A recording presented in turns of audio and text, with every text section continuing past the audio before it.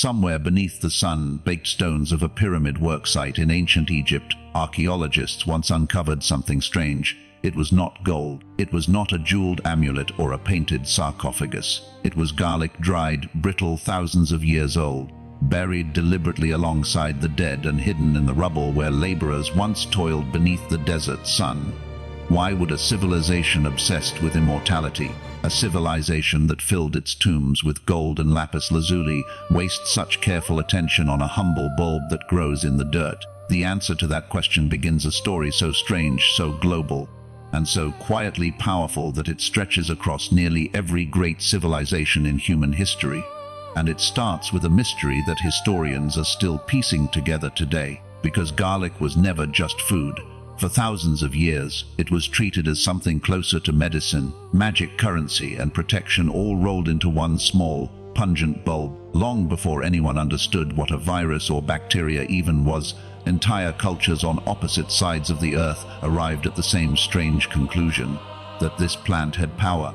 Not power in the mystical sense alone, though it was often treated that way, but a power that modern laboratories would later attempt to explain with molecules and enzymes and clinical trials. But we are getting ahead of ourselves. To understand how a plant took hold of the human imagination so completely, we have to go back to where it all began in the wild, wind-scoured mountains of Central Asia. Long before it reached the tables of kings, garlic did not resemble the neat white bulbs we know today. It grew wild across the slopes of what is now Kazakhstan, Kyrgyzstan, and Turkmenistan, a scrappy, resilient plant clinging to rocky soil where little else could survive. Botanists studying its genetic lineage believe this region is the true ancestral home of Allium sativum, the species we call garlic. It was a plant built for survival, thriving where the wind cut hard and the winters were unforgiving.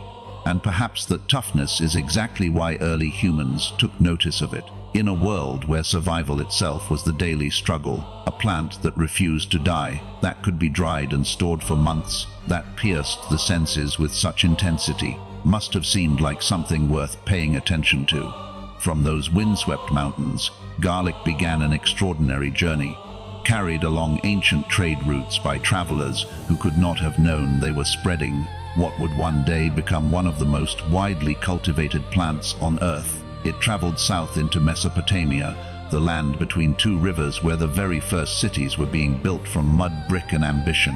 Cuneiform tablets, some of the oldest written records in human history, mention garlic among the plants cultivated in Sumerian gardens nearly 5,000 years ago. Imagine that. Before the pyramids of Giza had fully risen from the sand, before Stonehenge had been assembled stone by impossible stone, garlic was already growing in organized rows, already being written about by scribes pressing reeds into wet clay. But it was in Egypt where garlic's story took its most dramatic turn, transforming from a simple crop into something that touched the very foundations of an empire. The Egyptians did not merely eat garlic. They rationed it, valued it, and in some remarkable accounts fought over it. The Greek historian Herodotus, writing centuries later, recorded a detail so specific it almost sounds invented, that an inscription once existed on the Great Pyramid itself, describing the vast sums spent on radishes, onions, and garlic to feed the laborers who built it. Modern historians debate the accuracy of this account, since the inscription Herodotus described has never been found. But the fact that such a story persisted for centuries speaks to how deeply garlic was tied to Egyptian identity and labor. And there is harder evidence too. Clay and wooden garlic bulbs, carefully crafted replicas, have been discovered inside Egyptian tombs, including the tomb of the boy king Tutankhamun himself. Real garlic cloves were found buried alongside him as well. Why would a pharaoh, believed to carry the divine right to eternal life, need garlic in his afterlife? The Egyptians believed certain foods carried protective properties, strength for the journey into the next world, and perhaps a defense against unseen dangers that even death could not erase. To the people of the Nile, garlic was not humble at all. It was sacred enough to accompany a god-king into eternity. Yet not everyone in Egyptian society was permitted to enjoy garlic so freely. Historical accounts suggest that certain priestly castes avoided it entirely, considering its powerful smell unclean or spiritually disruptive, unfit for those meant to remain ritually pure before the gods. Here we find one of history's strange contradictions. A plant so trusted with the burial of kings, yet so distrusted by those who serve the divine. This tension between garlic as sacred protector and garlic as impure outsider would echo across cultures and centuries, resurfacing again and again in unexpected corners of history. Across the sea in ancient Greece, a different kind of reverence emerged, one rooted not in religion, but in raw physical performance. At the original Olympic Games, athletes were reportedly given garlic before competing, a practice some historians describe as one of the earliest recorded uses of what we might now call a performance enhancer. Soldiers, too, were fed garlic before marching into battle, a tradition thought to fortify the body and steel the nerves before violence. The philosopher and physician Hippocrates, a man whose name still anchors modern medical ethics, listed garlic among his recommended treatments for a startling range of ailments, from respiratory problems to digestive troubles to fatigue. This was not superstition dressed as medicine. Hippocrates was attempting something new for his era, a systematic, observational approach to healing, and garlic earned its place in his writings through observed effect, not myth alone. The Romans, ever practical, took this further still. Roman soldiers, the men who built and defended one of history's largest empires, were issued garlic as part of their rations, believed to give them courage and endurance on long, brutal campaigns across Gaul, Britannia, and the deserts of North Africa. The Roman naturalist Pliny the Elder catalogued dozens supposed medicinal uses for garlic in his sprawling Encyclopedia of the Natural World, describing its use for ailments ranging from snake bites to tumors to intestinal disorders. Whether all these claims held true is impossible to verify by modern standards, but their sheer volume tells us something important. Garlic had become a fixture of Roman medicine, a plant reached for instinctively when illness struck, long before anyone understood the biological reasons why. Then the story takes a turn that few people expect. As the Roman Empire began to crumble and Europe slid into centuries of instability, garlic did not disappear. It went underground, quite literally, tended in monastery gardens by monks who preserved not only prayer and scripture, but also fragments of ancient medical knowledge. Medieval physicians, working with limited understanding of disease and often no concept of germs at all, turned repeatedly to garlic as one of their most trusted tools. And then came the plague, when the Black Death swept across Europe in the 14th century, killing an estimated 1/3 of the continent's population. Terror gripped every city and village. Physicians, desperate for any form of protection, turned to garlic in astonishing quantities. Some wore garlic around their necks. Others chewed raw cloves before entering the homes of the sick. Vinegar infused with garlic, sometimes called Four Thieves vinegar according to popular legend, was rubbed onto skin and clothing in a desperate attempt to ward off infection. We now know these physicians had no understanding of bacteria or how plague actually spread through fleas and rodents. And yet, centuries later, modern science would reveal something that must feel almost eerie in hindsight. Garlic does, in fact, contain compounds with genuine antimicrobial properties. A compound called allicin, released when a garlic clove is crushed or chopped, has been studied extensively and shown in laboratory settings to inhibit the growth of certain bacteria and fungi. This does not mean garlic could have stopped the Black Death, and no credible historian or scientist would claim it did. But it does mean that those medieval physicians, guessing blindly in the dark, working with nothing but observation and desperation, may have stumbled onto a genuine thread of biological truth without ever understanding why. This is the moment where history and science begin to quietly intertwine, and it forces us to ask an uncomfortable question. How many ancient remedies dismissed today as superstition might actually be rooted in something real, something ancient peoples observed through trial, error, and centuries of accumulated experience, long before anyone had the tools to explain it? There is another detail from those plague years that rarely makes it into popular retellings, and it deserves a moment of attention. Historical records describe certain groups of gravediggers and corpse handlers in plague, ravaged cities who reportedly consumed large quantities of garlic and appeared, at least according to the accounts of the time, to suffer lower rates of infection than those around them. We must be careful here, because history is full of stories that grow more dramatic with each retelling. and no rigorous scientific study from that era exists to confirm such claims with certainty. Correlation is not causation, and countless other factors, from luck to limited exposure, could easily explain such patterns. But the persistence of these accounts across different cities and different chroniclers suggests that something about garlic's reputation was being reinforced again and again by lived experience, not simply invented from nothing. Whether the protection was real or perceived, it was enough to convince an entire continent, gripped by the worst epidemic in its recorded history, to keep reaching for the very same plant. As Europe slowly recovered from plague and war, garlic's story continued to spread with astonishing reach.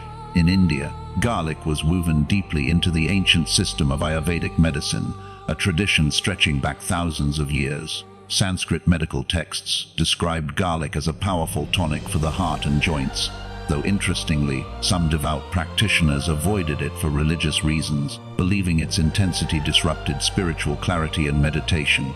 In China, garlic appears in medical texts dating back over 2,000 years, recommended for digestion, circulation, and respiratory ailments, and it remains deeply embedded in traditional Chinese medicine to this day. Chinese physicians described it as a warming substance, something that stirred the body's energy and cleared what they called dampness and stagnation, concepts rooted in a completely different framework of medicine than the one practiced in Greece or Rome, and yet arriving at strikingly similar conclusions about what this small bulb could do for the human body. Traders moving along the Silk Road carried garlic eastward and westward in the same caravans that carried silk, spices, and paper, and in doing so they carried medical knowledge as well. Ideas quietly crossing borders and languages long before anyone thought to write down where such wisdom had truly originated.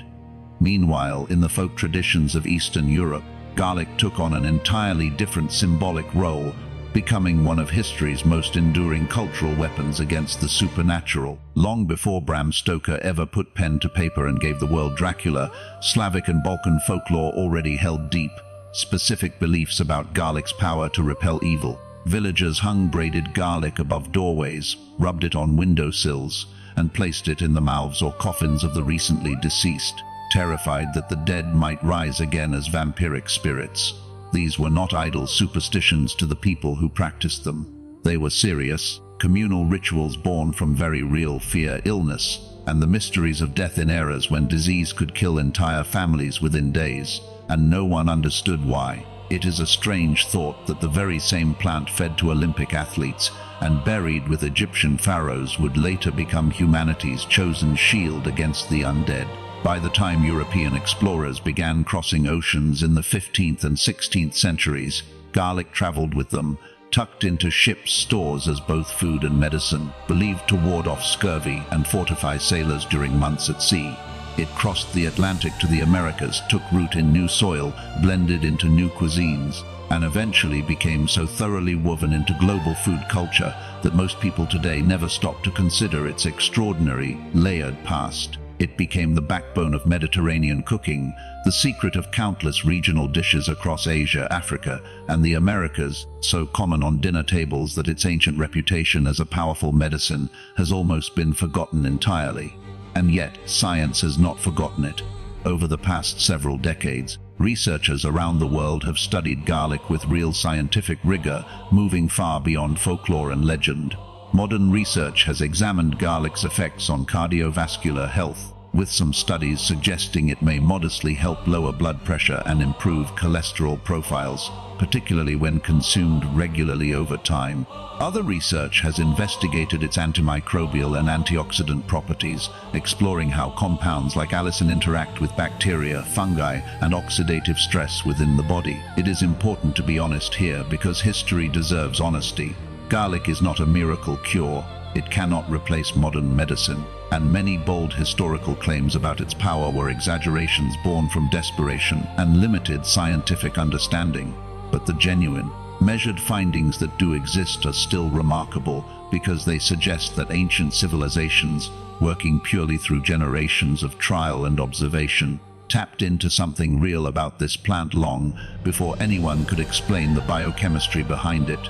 Perhaps that is the true hidden history buried inside every clove of garlic, not a single dramatic secret, but a quiet, extraordinary pattern repeating across thousands of years and thousands of miles, from Egyptian tombs to Greek battlefields, from medieval plague doctors to Slavic villages, from Ayurvedic scrolls to Chinese medical texts. Civilizations that shared no language, no religion, no direct contact with one another, somehow arrived independently at the same conclusion that this small, pungent bulb mattered, that it deserved to be planted carefully, stored wisely, and turned to in moments of fear and sickness. We tend to imagine history as a story of great men, great armies, and great monuments carved in stone. But sometimes the truest, most enduring evidence of human wisdom is far smaller than a pyramid and far quieter than a battle. Sometimes it is buried in a garden, wrapped in a braid above a doorway, tucked beside a pharaoh in his eternal rest. The next time you slice open a clove of garlic and breathe in that sharp, unmistakable scent, consider this. You are holding something that pharaohs trusted with their afterlife, that soldiers carried into battle for courage, that physicians reached for in humanity's darkest plague, and that ordinary people across the world once believed could stand between the living and the dead. History did not forget garlic, we did, and in rediscovering it, we are reminded of something far larger than one small bulb, that the wisdom of the ancient world was never as primitive as we assume, and that sometimes the most powerful medicine humanity ever found was growing quietly in the dirt all along.